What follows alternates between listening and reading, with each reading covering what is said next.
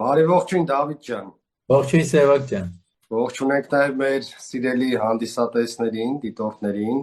Շնորհակալ եմ մեր դիտորդներին իրենց աջակցության համար, քանի որ տեսնում են, կիսվում են, թեմաներ են առաջարկում, մենք էլ կարողանում ենք դրանով նպաստել հայի գիտակցության արթնացմանը մեր ուժերի ներածին չափով, որի համար շնորհակալ եմ։ Եվ շատ բարի, Դավիթ ջան, առաջ անցնելով հիշեցնեմ մեր թեման երազներն էին, երազների մասին մեր դիտորդները հարցեր էին ուղղել։ Կխնդրեմ, որպեսզի Այդպիսի թեմա կա արդեն պատրաստ։ այդ երազների հետ կապված, իսկապես երազը ինքը շատ միստիկ, խորհրդաբանական լուրջ նաև շերտեր ունի, որը պետք է խորել եւ հասկանալ երազների շատ այդ կողմից, նաև զգուշացնող երազներ կան, ուղղակի կան փուչ երազներ, ուղղակի կան մարդուն կեղծ ռեալություն ցույց տալու երազներ, փորձության երազներ եւ նմանատիպ երազների շերտը շատ է։ Այդ իսկ պատճառով մի փոքրիկ կցանկանամ դիտորդներին գոհացնելու համար խոսենք երազներից, փորձենք թելիկացիկը տանք, բռնեն եւ այդ ինչքան պետք է կքաշեն իրաց համար։ Սևակ ջան, ներկայացրեցիր այդ երազների մասին, ինչքան երազներ կան, չգիտեմ ինչ խոսամ, բայց իհարկե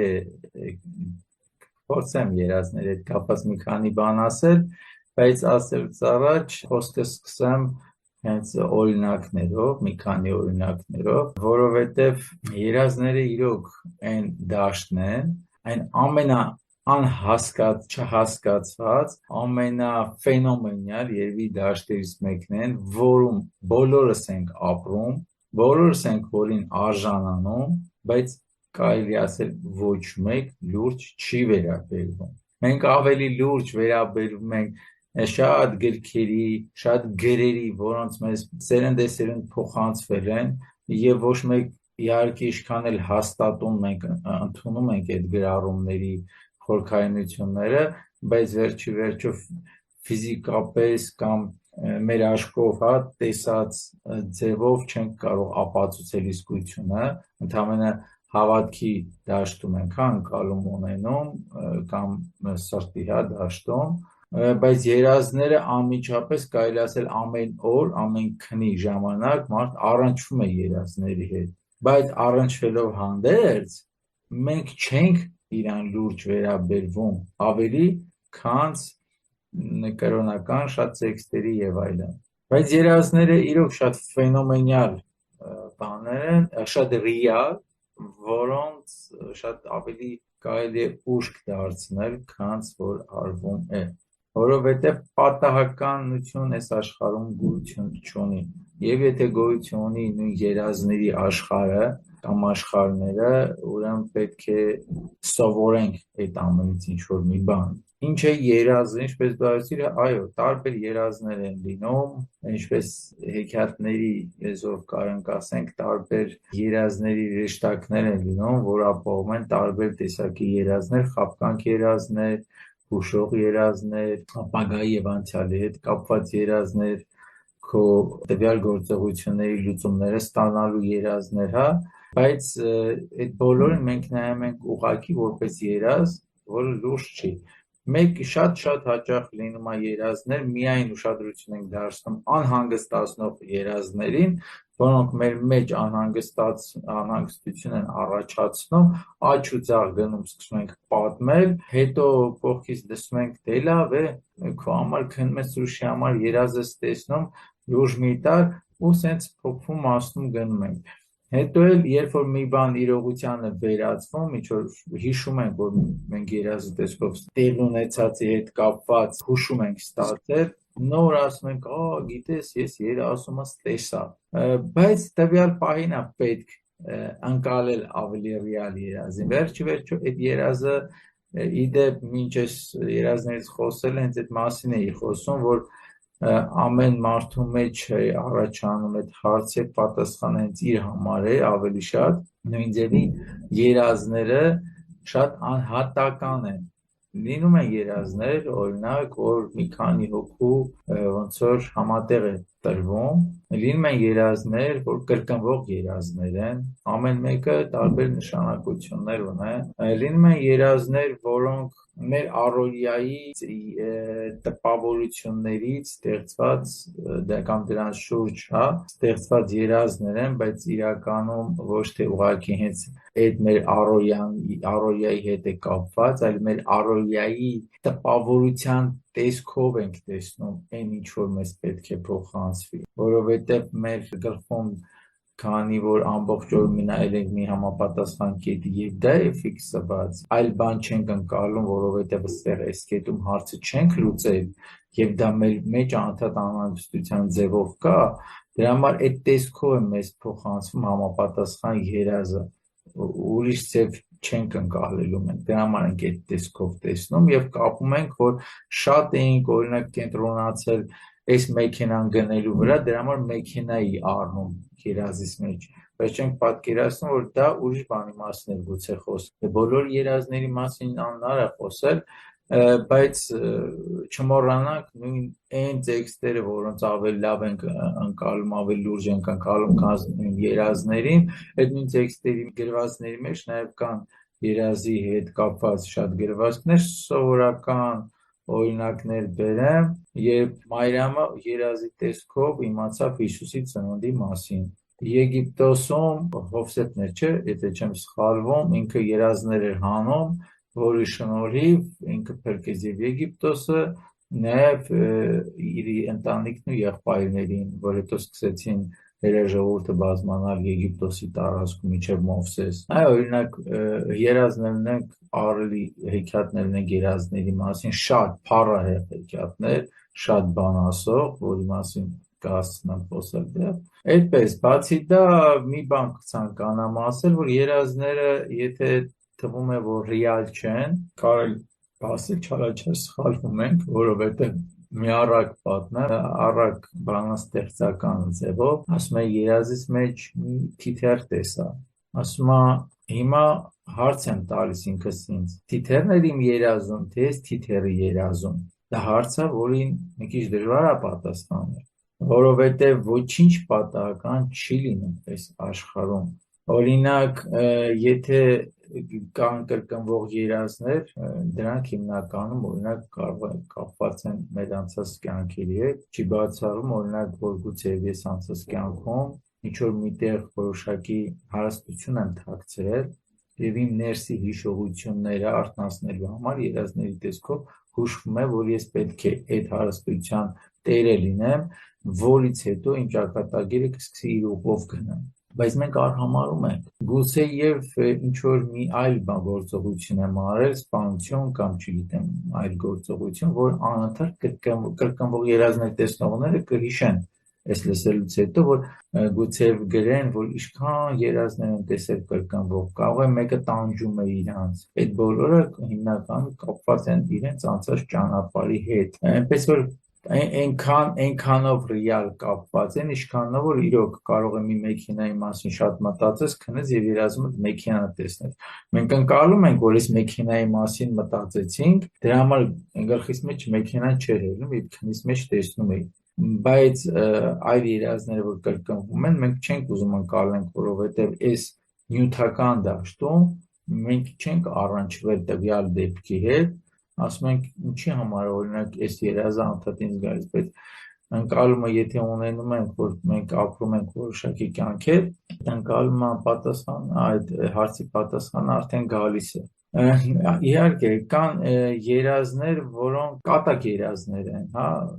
երազներ կան, օրինակ շատերս ապրած կլինենք այդ մեծ հաճույք, որ թռնում ենք երազներում։ Այդ ամենը միանշանակ պատահական բաներ չեն տրվում մեզ,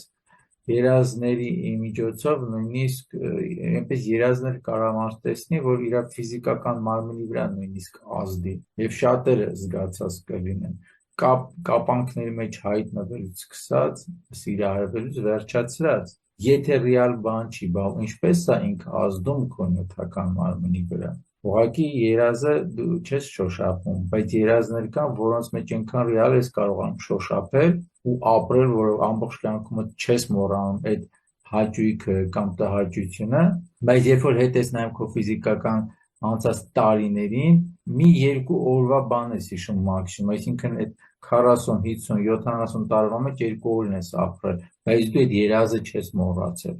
այդքան ռեալ է լինում այդ երազի շոշափածը, շատ անգամ։ Երազներին պետք է շատ կարևոր է ուշադրություն դարձնել, կարևորություն տալ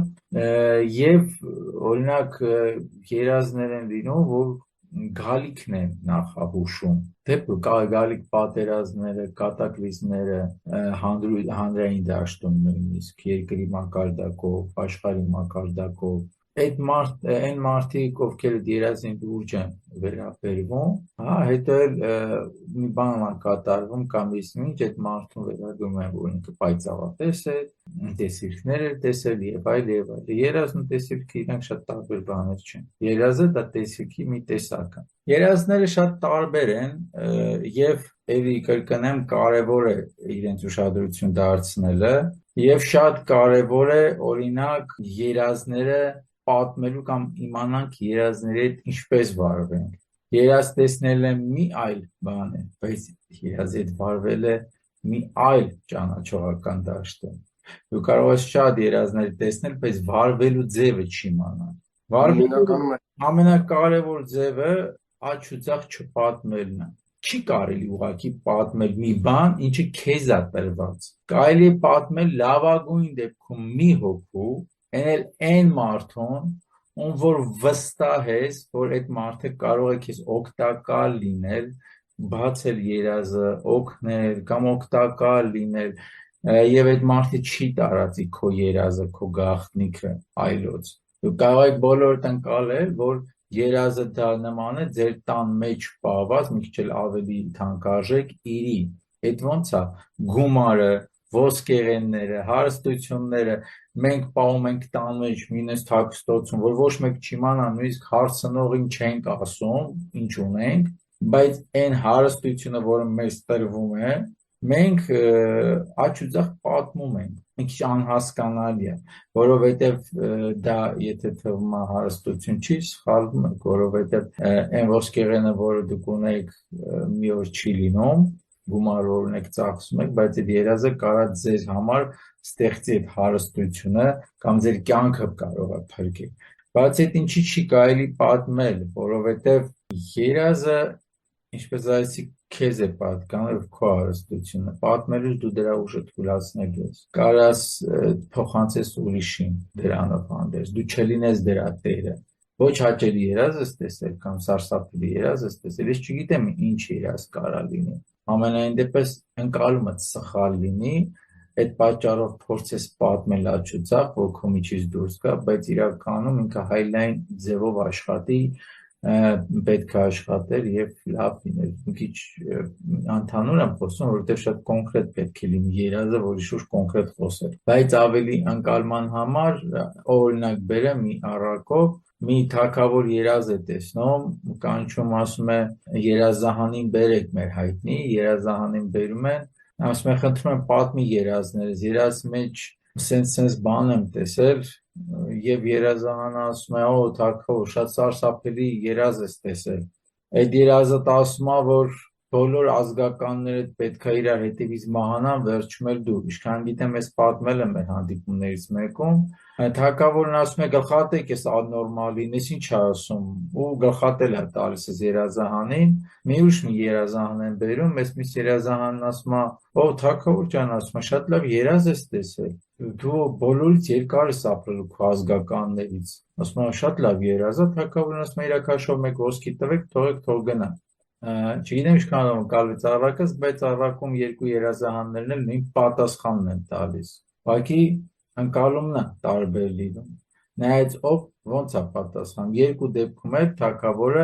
իր բոլոր ազգականներից երկար էր ապրելու, բայց մնացածը պետք է մահանային։ Ուղղակի մեկը ասում է, որ շեշտում է, որ բոլորը պետք է հերթով մահանան, վերջում դու, իսկ մյուսը ասում է դու բոլորից երկար ես ապրել քո ազգականներից։ Պատասխանը իրական նույնն է,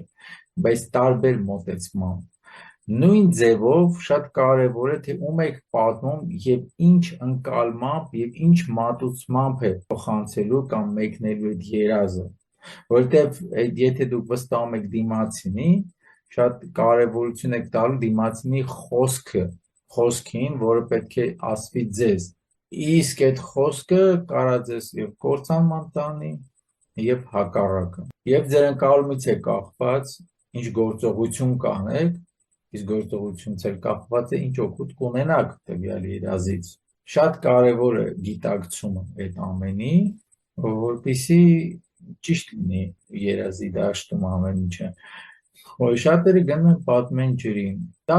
իհարկե սնահավատություն չի, սնահավատության դաշտին կպցրած, ձուլված գաղափարներից մեկն է, բայց սնահավատություն չի, ինքը աշխատող բան է, ջրին պատմելը, բայց շատ կարևոր է իմանալ ինչպես է պետք պատմել, ինչ ջրին, ոչ թե ծորակի ջրին, շատ կարևոր է գետի մոտ նստել պատմել, շատ կարևոր է դիրքը իմանալ, ինչ դիրքով է պետք պատմել, որի մասին ստեղ հիմա մանրամասնորեն չեմ խոսի իհարկե, էլ եմ ասում, ում պետք կգա, ով ականջում կունենա լսելով աշխոնի տեսնելու, կկապվի, կստանա պատասխանը, որովհետև երկար-բարակ կարծում եմ այս մասին չարժի, բայց ուզում եմ ասեմ, որ շատ կարևոր է գիտակցել, որ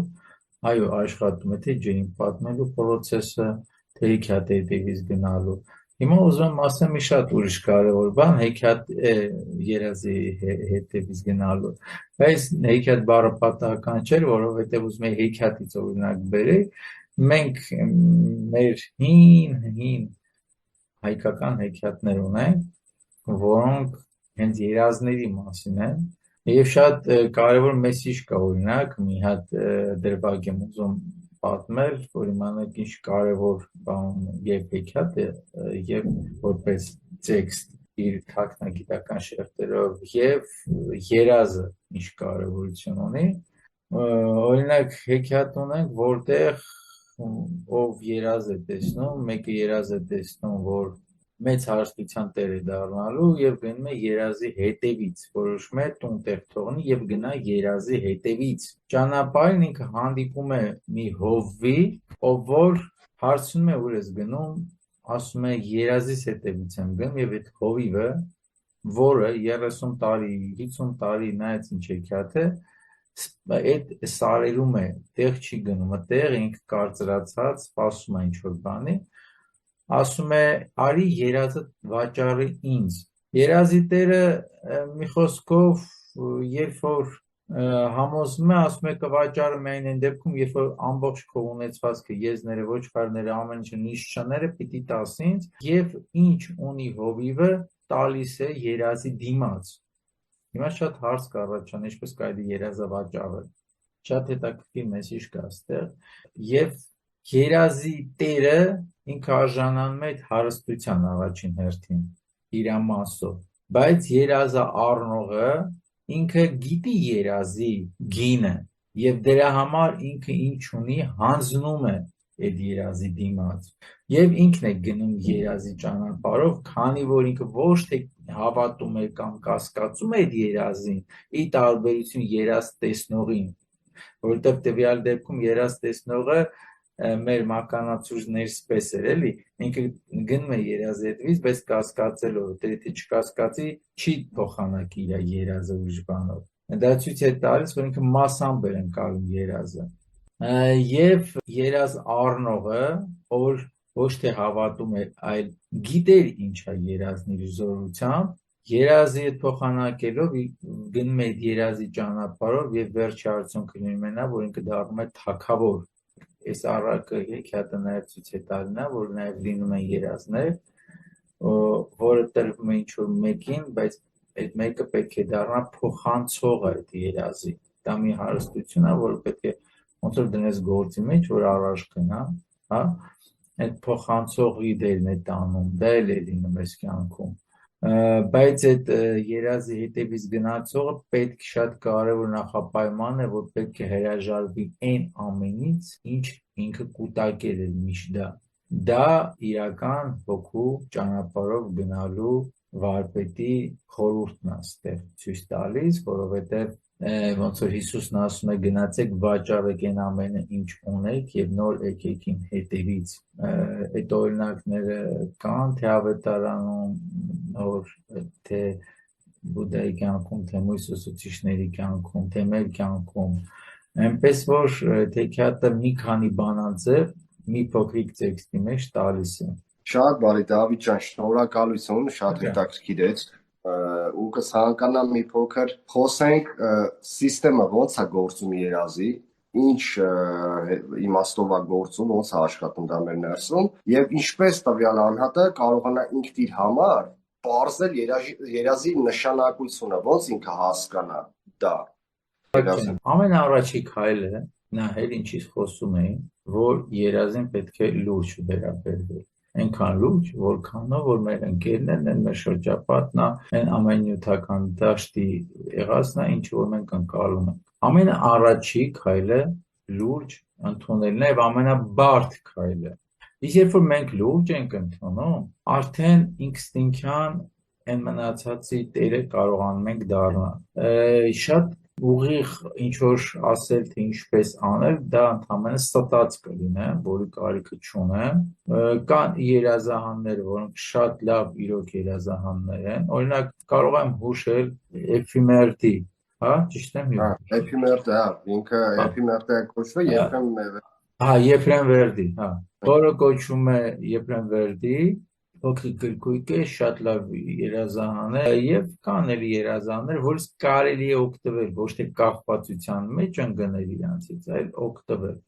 Եվ սրտի դաշտով որ նայում ես, արդեն կզգաս ինչ երազ ես տեսել, բայց դա ժամանակի ընթացքում, բայց դրանից առաջ ամենակարևոր գործողությունը դա ընկալելն է երազի, ճիշտ ընկալելը, ոչ թե ուղղակի երազ տեսա ու վերջ ու աչուձախ պատմել, այլ իրան ընկալել որպես մեծ հարստություն։ Իսկ մնացյալը արդեն ինստինկտյան կգա։ Գալու ամենաշատ կարևոր ձևերից մեկը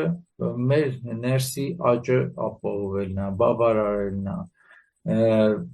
Ինչպես ասեցի, երազ աչուձախ չպատմել եւ իմանալ պատմելուց ում պատմես։ Բացի այդ ցանկացած երազներ շատ անգամ հայտնի ձևով են տրվում, այնպես որ ամեն ինչը միանգամից ուղիղ պետք չի հասկանալ եւ ստրեսներ ապրել։ Շատ բազում է Սևակ ջան, հիմա կոնկրետ եթե ինչ-որ երազի մասին բաներ ասեմ, դա կլինի, որ գիրք եմ կարդում երազահան եւ բան եմ ասում, այդ նույն բանը կարող եմ բոլորը անել, ինքս ցանկություն չունեմ կեղծ բաներ ասելու, խաբելու, որովհետեւ տվյալ պահի, տվյալ երազի շուրջ է պետք խոսելուց։ Այո, որովհետև տվյալ երազը տվյալ անհատին է պատկանում եւ նա կարող լրիվ այլ իմաստ ունենա։ Շատ կարևոր է այդ մարդիկ են եղել, որ երազի միջոցով իրոք գտել են մեծ հարստություններ, մարդիկ են եղել, ովքեր երազի միջոցով ուղղակի իրենց կյանքն են փրկել երազները։ Մարդիկ կան, օրինակ, որ մեր վերջի պատերազմը երազի հուշումներով զգացին, տեսան, ուղղակի չէին ընկալում, որ դա կարա լինի։ Երազները շատ ռեալ են։ Եթե խոսեցինք, պետք է խոսենք երազների մասին, նորմալից փորձեցի ասեմ այն, ինչը պետք էր ասել։ Մնացածը ուղղակի հանդրության մեջ մեր հետևորդներն էլ կարող դժվար ընկալեն, որովհետև եթե չենք ընկալում երազը որպես ռեալ աշխարհ, ռեալ վիճակ, վերջիվերջո մենք ենք հայտնվում այդ դաշտում, մնացած ուղղակի չենք ընդունի։ Սա առաջի ու ամենակարևոր քայլն է, որի մասին ուղղակի արժե խոսել, ու այն օրինակները բերել, որը բերեցի։ Օրինակ, գիտես, մի խնդիր կա, մեր թույլ տուր ասեմ, մենք հասել ենք մի աշխարհը հասել է մի վիճակի, որ գլխի վայր է շրջված։ Ինչը իրական է, մենք չենք ընկալում որպես իրական, ինչը իլյուզիա է, անցողիկ է, նույնիսկ նյութական դաշտում, մենք ընկալում ենք որպես իրական եւ կարճում ենք իրանից։ Մի շատ հետաքրքրական օրինակ եմ ուզում բերեմ, ընդհանրապես 2 օր առաջ եմ տեսել համացանցում վիդեո էին արել, գցել էին, գուցեև այդ տղան էլ հիմա նայի, ամենևին ոչ մի ինչ-որ խնդիր չեմ տեսնում ասելու մեջ, հանկարծ վիրավորական ոչ մեկ չընկալի կամ բան, ուղղակի չգիտակցված քայլ եմ նկատել, ասում եմ, եւ դա գուցե եթե լսում է այդ տղան, իրան էլ օգտակար կլինի, Ինչ եմ նկատել, մի տղա է, ով որ Սպիտակ քաղաքի եւ Գյումրիի արանքում մի սրբատեղի կա բավականին արդեն վերջի տարիներին հայտնի դարձած, որ մարդիկ գնում, ինչ որ ուխտավորներ են գնում երազանքները կատարելու համար եւ այլն։ Այդ սրբատեղի մոտ էր այս երիտասարդը ծնկաչոք երևի ուխտ էր արել, որոշել էր, որ պետք է բարձրանա աստիճաններով ծնկաչոք մտնի այդ ուխտատեղին, այդ սրբատեղին, հա,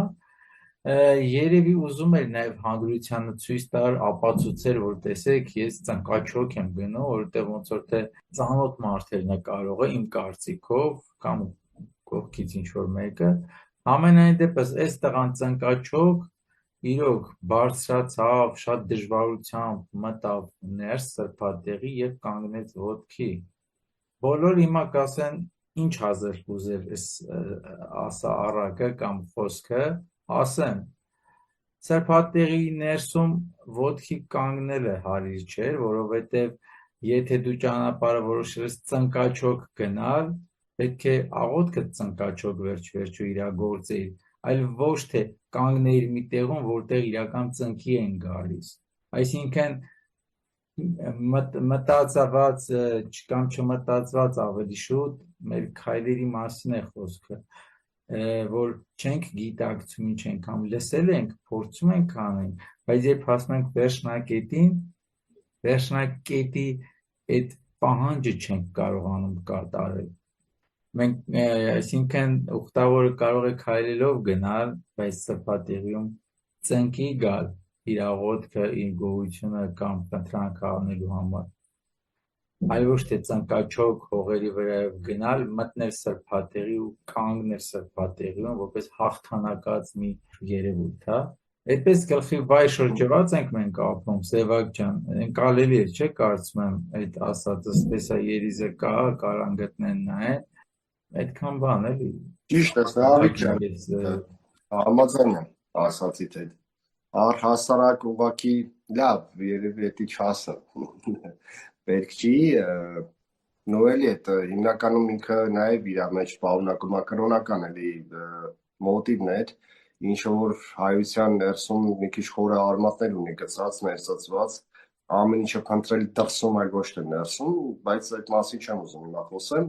Դե քննադատելու ոչինչ չկա, մարդիկ նորմալ է, որ այդ համոզմունքները ունեն իրենց մեջ, բոլորս ասում ենք այդ ամենով, ուղղակի ցանկացած քայլ անելուց կարելի է գոնե, եթե ոչ սրտով, գոնե մի քիչ մտածելով անել, գոնե։ Ոչ թե սովորությունների տրվելու, լսելով ուղղակի անելու խնդիրն է։ Ես հենց դա եմ ասում, էլի, եթե դու մտել ես այդ կոպիտ ասած խաղի մեջ, խաղը խաղա Ես օրինակ բերեցի երազներից ենք խոսում նույն ջրին պատմելու օրինակը եւ որոշեցի չասեմ, մտածված որոշեցի չասել, դա ինչ որ մեծ գաղտնիք չի, բայց հետաքրքրեց ինձ, թե օրինակ ով իրոք կցանկանա իմանալ, թե ով ոչ, որովհետեւ նման բաներ, այո, արժանի է իմանալ նա, ով իրոք շատ է ուզում եւ գնում այդ փնտրելու հետևից փնտրելու նպատակով։ Շնորհակալ եմ Դավիթ ջան, գիտես ինչ մի հատ հետաքրքիր բան բացվեց, նախ երազի պահովը անվերջ կարելի է խոսալ ու շատ երկար որտեվ արխայիկ շերտեր ունի եւ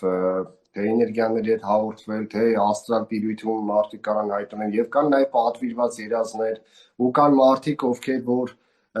կարողանում են քո տեսած երազը գնալ եւ տեսնել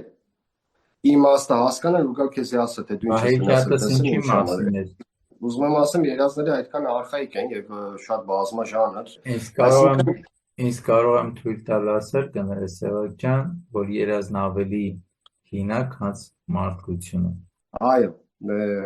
միգուցե դա նաեւ երազների աշխարհը, որովհետեւ հենց ինքը այս ամեն ինչը երազ է, հենց այս ամեն ինչն էլ հենց երազ է, նախ լուրջ մոտենալու համար եմ ասում, ամեն ինչն է երազ։ Շատ բարի Դավիթ ջան, քանի որ հասանք ստեղ, շատ հետաքրքիր նաև մի բաներ կա կապված 40 հասկացողության հետ, այդ թիվն էլ է հետաքրքիր, որտեղ ինքը խորհրդաբանական եւ լուրջ թիվ է, օրինակ նոյը 40 օր ջրերի վրայով գնաց իր տապանով երեխան ծնվում է 40 պահում, մարդն էլ մահանում է 40 պահում կամ 40-ամյակը չեն նշում, այսինքն ինչ խորհրդավոր գաղտնիք կա սրա մեջ թաքնված, որ դա դարեր ի վեր մինչև այժմ եկել հասել է մեզ։ Մի փոքր էլ կխնդրեմ դրան անդրադառնաս, քո տեսակետը հայտնես, ինձ թվում է հետաքրքիր կլինի մեր հանդիսատեսին։ Քո թույլտվությամբ։ Տեր ջան, 40-ը շատ կարևոր թիվ է, ինչպես ասեցի, շատ հին մատյաններից սկսած տարբեր ազգերի մշակույթներից վերջացրած այդ 40-ը կա։ Դա ոչ մի կրոնի հետ կապ չունի, շատ ավելի հին գիտելիք է, ընդհանրապես թվային գիտելիք է, քան կրոնները, ուղղակի կրոններում վերցրել եւ օգտագործում են այդ գործիքները, որը շատ նորմալ է, շատ լավ է։ Այո, 40 պահում են թե ծնունդի, թե մահվան ընթացքում, ամենայն դեպս մեր օրերում, հիմնականում, երևի փառք ու պատիվ ինչ-որ մի տեղ էլ, որ հայ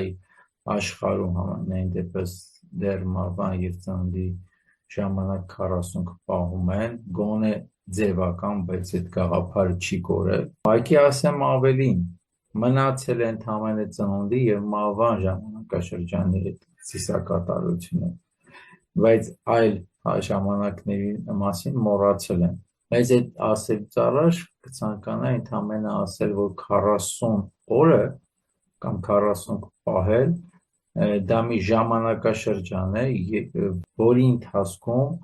ձևավորվում է, նոր ձևավորվում է ցանկացած բան, օրինակ սերմը, ինքը նոր սկսում է ռեալության մեջ ձևավորվելու փուլը անցնել։ 40 դա չի նշանակում հենց 40 օր հետո պետք է անել անթույլատրելի, օրինակ շատերը 40 են պահում երեխայի, մի քիչ շակերտներով են պահում, որովհետև ասում են, դե ես մորքուրն եմ, կարամ գնամ տեսնեմ, մյուսը ես քեռին եմ, մեկը որ եղբայրն եմ, ես հարազատն եմ, ինքը իմ հարազատնա թող գա տեսնի, բան։ Շատ մարդիկ գալիս են խեղճ երեխուն ստրեսի մեջ են գցում, գնում են մտածելով, որ 40 օրվա մեջ ոչ մի այլ օտար մարդու կամ դուրս չեն հանում, ուրեմն 40 են պահում, ոչ դա այդպես չի։ Նախ 40 հասկացողություն նշանակում է 40 օր տվյալ ժամանակահատվածը, երբ որ պահում է սա գաղտնիության մեջ համապատասխան բանը, հետո քիչ է պետք ոնց որ հանրայնացնել։ Առհասարակ 40 պետք է պահել ցանկացած ձեռքբերումների եւ ցանկացած այդ կոնտրաստային, որոշակի տեղի ունեցած երևույթների ժամանակ 40 օրվա մեջ, եթե օրինակ ձեռք ես բերել ինչ-որ մի տուն, մի մեքենա, համար դա մեծ ձեռքբերում է, ոչ թե ուղղակի սովորական, շատ կարևոր է 40 օր ուղղակի հարազատների, բարեկամների շրջապատում եւ այլ չհանրայնացնել, ինչ-որ մաղարիչների եւ այլ այսպես գաղափարներ ունեն, չէ՞, այդ ամենի մեջ հայտնվել շատ կարևոր է ինչի համար, որովհետեւ երբ որ դու պահում ես այդ 40 օրը, 40 օրվա ընթացքում լիարժեք ինքը դառնում քոնը, օրինակ բերեմ, եթե նոր տարվա տարին փոխվում է, եթե նոր տարվա գիշերը, որ ասում ոնց սկսեց, այնց կշարունակվի։ Եթե նոր տարվա առաջի 40 օրը ոնց դու անցկացրեցի, ամբողջ տարին այդպես կանցնի։ Օրինակ, եթե դու անցկացրեցիր միայն ուտելով, խմելով, քեզ օրգանիզմը ծանրացնելով, ամբողջ տարին դու միայն հաց հայթայթելով ես զբաղվելու եւ չի հերիքելու քո ֆինանսը, որովհետեւ դու ամանորից սկսած արդեն պարտքերի մեջ ես, ինչա պետք է սեղանը լիքը լինի ու մարդկանց բան ցուցադրես։ Եթե դու օրինակ ստեղծագործում ես այդ առաջի 40 օրվա ընթացքում մեջ, ամբողջ տարին դու քո ստեղծագործաբար գնում առաջ։ Եթե դու բիզնեսով ես զբաղվում, ամբողջ տարի բիզնես ես անում, բիզնեսը աճում։ Շատ կարևոր է դու գումար ես ձեռք բերում, թե գումար ես ծախսում այդ ընթացքում։ Փորձեն թող մեր հանդրությունը կտեսնեն, որ դա աշխատում է։ Երեխան շատ կարևոր է 40-ը պահել եւ երեխան լինի իր ծնողների տարածքում։ Ինչի համար, որովհետեւ մենք խոսում ենք երազներից եւ սա կարելի ասել ինչ որ միտեղ երազի շարունակություն է, որտեղ մենք բոլորս անցել ենք այդ этаպը, բայց չենք հիշում։ Ցանկացած երեխա, որ գալիս է աշխարհ, գալիս է հենց երազների կամ այլ դաշտից, այլ աշխարհից, որտեղ չկա մարմին, ֆիզիկական կոշտ նյութ գոյություն չունի, բայց ինքը ձևավորվում է այդ կոշտ նյութի մեջ, եւ ովքեր փոքրիկներ ունեն կամ ունեցել են, ովքեր որ մեծացել են, կհիշեն, որ բոլոր փոքրիկները նախ աշխարհ գալուց լացով են գալիս, որովհետեւ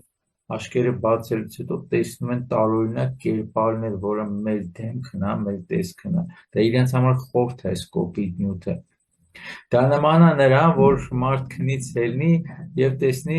երկու դինոզավր իր գլխի վերևը կանգնած, հակագծերի կամ ճակերտների մեջ կարող ենք ասել ծնողներ, հա, այսինքն խորթ կերպարներ, մենք ստրես կտանենք։ Դուք պատկերացնում եք, հələ այդ երկու դինոզավրին չընտելացած տարբեր դինոզավրներ կան եւ տարբեր սարսափելի տես կերպարներ տեսնենք ինչ տեղի կունենա մեր դուք պատկերացրեք դե երեխաների հետ ինչ կարա տեղի ունենա որ միանգամից այս նյութական այս կոպիտ աշխարհը տեսնում են ծնողներին տեսնում են կաթով հազիվ իրանք փոփում են աչիկները փակած բայց ինձ աչքերը բացում են ամեն անգամ տարբեր կերպարներ են տեսնում Իսկ դրանից ավելի առավել նա է, որ մենք կտրվելով այս աշխարհում նաև եւ հոգեոր դաշտից բավական հեռացած լինելով ավելի շատ խրված նյութական դաշտի մեջ, ինչքան շատ խրված ենք, այնքան ավելի լավ ենք դառնում գործիք ավելի մութ ուժերի համար եւ շատ ուժեր մեր էներգիա, մեր դատարկությունը կարելի ասել օգտագործելով միջոց են դարձնում մեզ տվյալ երեխայից, ով որ եկել է լավ մաքուր լուսավոր էներգիա, տվյալ երեխայից այդ էներգիան քաշելու, վերցնելու, կարող շատ լավ բարեկամ է, շատ լավ ազգական է, բայց ինքը դառնում է միջոց այդ էներգիան քաշելու, ինչ որ միտեղ։ Դրա համար շատ կարևոր է, որ ծնողը միշտ կողքը լինի փոքրիկ երեխայի, միշտ պաշտպանած լինի, պաշտպանություն դնի։ Շատ կարևոր է, որ 40-ի ժամանակաշրջանում տան անդամներից բացի, նույնիսկ տան անդամները իրար հետ միասին միանգամից կարող բազմանդամ այդ ընտանիքը, բոլորը այդ երեխայի գլխավերևում չհայտնվեն եւ սկսեն իբրև սիրել, որովհետեւ բոլորս լավ գիտենք, որ այդ երեխայի արձագանքը միշտ լինում է բացասական, լացով, ցավ ազգում ինքը։ Եվ այդ մեր տարօրինակ տեսքը ավելի ապացուցած լինելու համար նույն օրինակով ասեմ, որ ցանկացած երեխա փոքրիկ նորածին նկատել են, որ սենց ինքը իր ձեռքերին նայում, սենց հիանում, զարմանում կամ լացում է, ուսումնասիրում այդ մարմինը, որովհետև զգում է, որ ինքը ձեռք է բարձրացնում, օրինակ ու ինչ որ մարմին է, կոպիտ նյութ է ինքը բարձրանում վերև եւ զարմացած նայում է Այն թույլ ընկալումը, որ ասում են երեխաները չեն տեսնում նորածին ժամանակ կամ չեն լսում 40 օրվա մեջ, 40 օրվա մեջ ոչ թե նոր սկսում են լսել 40 օր հետո, այլ իրանք լավ լսում եւ տեսնում են, բայց իրանք պատրաստ չեն ընկալելու այն ինչ տեսնում են։ Դրա համար իրանք ռեակցիան այն ակտիվությունը չունի, ինչ որ մենք ենք ուզում ունենալ։ Այո, հենց 40 օրվա մեջ նոր ինքը սկսում է սովորել ձևավորվել այն տարածքին, որտեղ հայտնվել է ինքը, սովորում է, ստեղ ենք ընկել, ուրեմն ոնց որ ասած, պիտի միձև ապրենք։ Եվ կա մի շատ սխալ ընկալում մեր հայերիս մոտ հատկապես, որ մենք շատ էմոցիոնալ ժողովուրդ ենք, հենց 40 օրը լրանում է, որոշում ենք, որ ինչ որ ռեստորաններում պետք է նշենք երեկո 40-ը եւ մի քանի 100 հոգու հավաքում ենք ազգականներով այս երեկո շուրջ այդ նորածին երեկոն բերում ենք այդ բարձր դմդմփոս ձայների են վատ ճաշակով երաժշտությունները դել հաշվի չառնեն այդ երեխան դեռ անդադ տեսնա տարբեր կերպարներով գալիս են մեկը նվերը դնում բարձի տակ մեկը ուզում է սիրած լինի ու պատկերացնեք ինչքան տարբեր էներգիաների դեր մարդիկ գալիս էներգիաների փոխանակում են անում այս երեխայի հետ ու ինչ տեղի կունենա այդ երեխայի հետ։ Ես մարդ գիտեմ, ով նման գործողության շնորհիվ երեխան մի ամսից ավել հիվանդանոցներից դուրս չէր գալիս։ Ուղղակի։ Ձեր դեպքեր շատ են լինում։ Ինչ պետք է անել, ուղղակի 40 չի նշանակում, այս 41-րդ օրը պետք է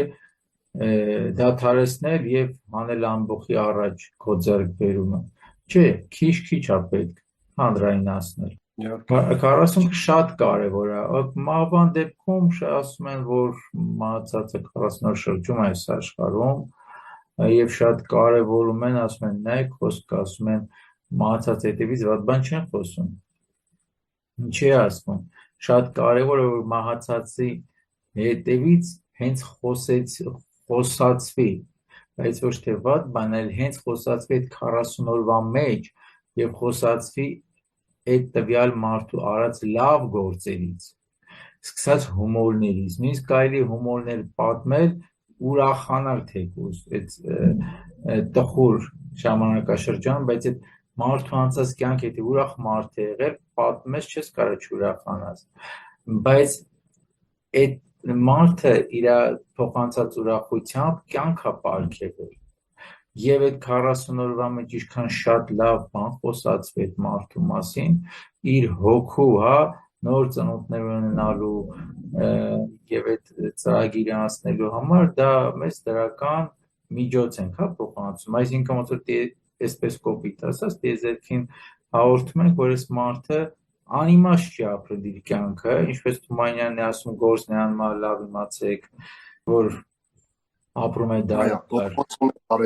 Այո, եղնեք նրանով իր գործով կապրի անվերջ անդադար։ Այսինքն մենք դիեզերքին փոխանցում ենք, որ այս մարդը իր քարման, այսինքն ճակատագիրը ապրել է հնարավորինս, կարողացել է ապրել եւ այնքան է ապրել, որ իր շրջապատը չի մոռացել, հիշում է ու հիշում է լավ գործերով, ոչ թե վատ։ Եվ լավ գործեր ինչքան շատ է մարդը, որ խոսացում է 40 օրվա մեջ,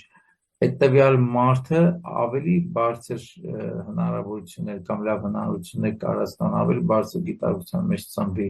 այդ արդեն դիեզերքի որոշմանը պետք է նայենք, բայց ըստ ավանդույթի, որը շատ կարևոր ավանդույթներից մեկն է, այդ 40 օրվա մեջ տվյալ մարդու մասին պետք է շատ լավ բաներ խոսացվի, ոչ թե սուտ, հարած գործերը հիշվի։ Ոչ Իրանի են մարդուն, ում մասին լավ բան չեն կարող խոսեն, ուղղակի չեն գտնում։ 40-ը շատ կարևոր բան է, Սևակ ջան, շատ կարևոր ավանդույթ է, ինչպես նշեցի Նոյի պատմությունից սկսած, միշտ 40-ի մասին նշվում է, հուշվում է, եւ այդ 40 պահելը մեր բոլորիս կյանքում ամեն դաշտում շատ կարևորում է։ Բիզնես դրեցիք, 40 օրը ձեր բիզնեսով զբաղվեք, ինչքան կարող եք չանք դրեք, բայց մի տարածեք բոլորին, որ դուք բիզնես եք դրել։ Գումար ձեռք բերեցիք, մի տարածեք բոլորին, ինչքան գումար եք ձեռք բերել։ Բայեք, դա ձերն է, ձեր շնորհն է։ Չնայած գումարը եւ այլ նման ֆիզիկական հարստությունները մարդիկ միշտ աշխատում են պահեն։ Այլ բաներն է, որ մեքենա, տուն, եսի ինչ որ ձեռք են բերում, հետո էլ ասում են, այ ախպեր, ինչ որ անես, քա ինչա, չգիտեմ, բայց չեմ պատկերացնում, որ ընդհանրապես իրանք են ուզել, իրանց ցանկությունն ա եղել, որ այդ էներգիան, դրական էներգիան, որի շնորհիվ ինքը տվյալ բանն ա ձեռք բերել, իրանցից քաշվի։ Ինչի համար է քաշվում, ասեմ, հատկապես նորածինի դեպքում, որովհետև շատ ուժերի համար այդ էներգիան սնունդ է, առանց սնունդ չեն մնա։ Դրա համար օրինակ նայեք շատ կարևոր բաներից մեկն է, ամենայն դեպս այդ կրոնական դաշտի նաև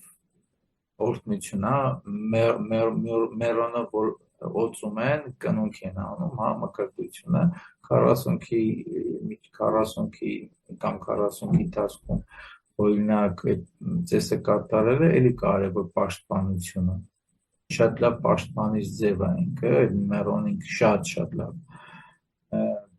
բան է իրանից ներկայացնում, այնպես որ կարևոր է, բայց կարևոր է ոչ թե 40-ի ժամանակ կնքելուց էլի սաղազգականներին հավաքել, որով բոլորը իմանան ով կնքվեց ուտեն խմե, այլ ուղղակի լուր տանել կնքել երեխային, այդ օծումը տալ, օրհնությունը տալ, որ պաշտպանություն ունենա, կամ կարելի է հոգևորական եւ թեկուզ խնդրել գա տան մեջ այդ ծիսակատարությունը կատարի, եթե կանեն, չգիտեմ, բայց ինչ ենք անում, կնոնք են անում մարդիկ փոքրիկ երեխաներին,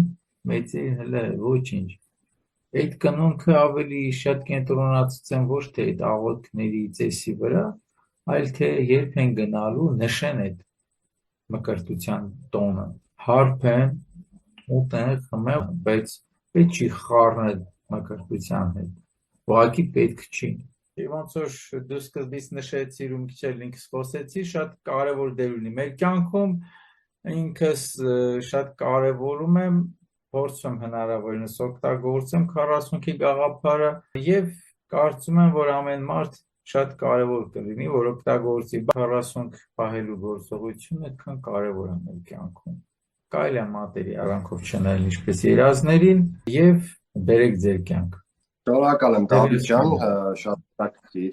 շատ հետաքրքիր մեկնեցիր, բացատրեցիր քո տեսակետները եւ մնում է Հարությունյանը ինչը որ ինքը կարևոր կհամարի կվերցնի իր համար, ինչը ոչ բոլորի կամքը ազատ է եւ մենք մեր կարծիքը երբեք ոչ չենք պատատում եւ մենք չենք ասում, որ մենք 100%-անոց ենք, մի խոսքով բոլորը սխալ են, մենք ճիշտ ենք։ Ամեն մեկը թողինք իր ներսով հասկացնի ինֆորմացիան եւ ինքը որոշի թե դրա հետ ինչպես վարվի։ Շնորհակալ եմ Դավիթ ջան, գեղեցիկ եւ ովանդակալի զրույցի համար եւ շնորհակալ եմ մեր դիտորդներին, որ համբերատար հետեւում եւ լսում են մեզ։ Կխնդրեմ նաեւ ակտիվ եղեք, առաջարկեք ձեր թեմաները, որպեսզի մենք էլ հասկանանք ինչն է ձեզ հետաքրքիր, ինչա դուր գալիս մեր դիտորդներին, ինչ մտքերի հիման վրա են իրենք ուզում առաջնորդվել, ինչն է իրանց կարևոր որ իմանան, մենք էլ փորձենք դրանով անել ամեն հնարավորը, որ խթանենք ձեր գիտակցության աճին։ Թերևս ես այսքանը կասեմ, Դավիթ ջան, կարծում եմ դու էլ համակարծիք ես տվյալ առաջարկետ։ Մնացածը թող որոշի դիտորդները, հանդիսատեսը թող որոշի։ Շնորհակալ եմ, որ հյուրընկալվեցիք, հուսով եմ կրկին հարցեր կունենանք, կզրուցենք, կհանդիպենք Դավիթ ջան, եւ ամեն ինչ կլինի ինչպես որ պետք է լինի։ Խնդրեմ Սևակ ջան, չգիտեմ ինչքանով կարողացա օգտակար լինել, ինչքանով կարողացա պատասխանած լինել կամ զրուցել ավելի շուտ կցանկանայի ասել բարձրացած հարցերի շուրջ, որովհետև այստեղ պատասխանելու համար չեմ, այլ որ ընդհանրապես զրուցում ենք եւ այդպես կցանկանայի, որ ընկալվել բոլորի կողմից։ Եթե ինչ որ մեկին օգտակար կլինի, միայն ուրախ կլինեմ եւ շնորհակալ եմ։ Ես եմ շնորհակալ ենք Դավիթ ջան, կրկնում եմ սադով ես եմ մեր դիտորդներին, ամենայն բարիք եւ խաղաղություն բոլորին, հզոր կամք, պայծառ միտք եւ իմաստություն։ Բարի, հաջողություն։